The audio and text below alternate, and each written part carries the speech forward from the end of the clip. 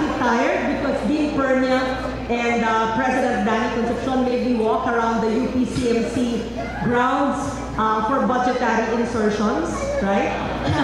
2 hours before this event, so we're quite tired. But no, I'm so happy to be home. But let me just make a correction. They said magkakabatch daw. Hindi ko po kabatch si Tessa Rismines. Siya po ay teacher namin. Hindi ko po kabatch. Sigurado ako, maraming letrato kasi batch per batch po yung ating mga medalya. Di ba po mamaya?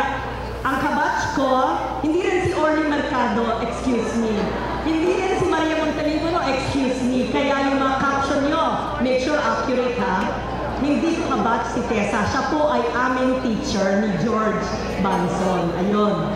But my simple, I'd like to greet President Danny Concepcion, who was here earlier and left for a while to go to economics and is going to back, and of course Dean Elena Pernia. And you're all VIPs, so I can't say each and every person's name, but you're all very dear to the institution and dear to each and every one. My short, simple message is, this is really not about us. It's not about the distinction and the medals and the accomplishments, whether in broadcast or in public service or in whichever field.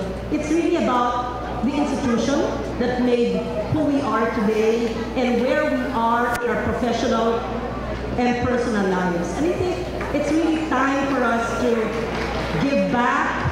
And I know many of us have done that. All of us have done that in our own ways.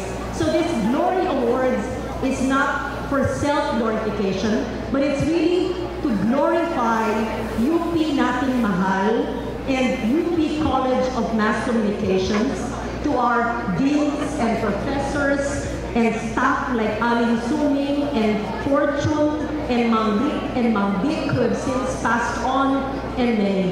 And all our teachers like Gigi and Madam Beth, who is here, and Ma'am David, who is not here, but who used to spank our fingers and our hands when we were directing. So we're grateful that the institution and the Alumni Association has recognized all our efforts on behalf of all the awardees, the glory of distinction. But more importantly is, we thank you for giving of yourselves when we were here in the 80s, in the 90s onwards, and we hope to continue doing the work we're doing for the betterment of society. Yun lang po, maikli lang po. Di ba sabi nila sa airtime, kailangan dahil ang attention span daw ay 30 seconds or 1 minute. Kung si Maria Montaliguno to, magagalit na to, masyado ng mahaba overtime. So, I'm also humbled to be in the presence of all the big wigs of the industry, both future, past, present, etc. But one thing stands in my mind, Maria's work ethic. No one can really forget the discipline and the work ethic of a Maria Montaliguno at a time when the broadcast industry was at its peak. I also cannot forget the discipline instilled by your teachers, like Ma'am Beth and Ma'am David and Gigi. I think all their katarayans rubbed off on all of us. That's why we're very OC and very disciplined. And it's not easy now. Jean Reyes would say, iba na ngayon, hindi na madetalya, hindi na complete staff work. It's really difficult now. Orly's time, my God, Orly Mercado. Masscom would not be where we are, what it is, without Tessa, without Orly, and our professors here. Mahaba na naman, pag may mikropono ang mga broadcaster, ayaw bumitaw. Lalo na pag ang mga politiko may mikropono, ayaw pa rin bumitaw. Kaya bibitaw na po ako.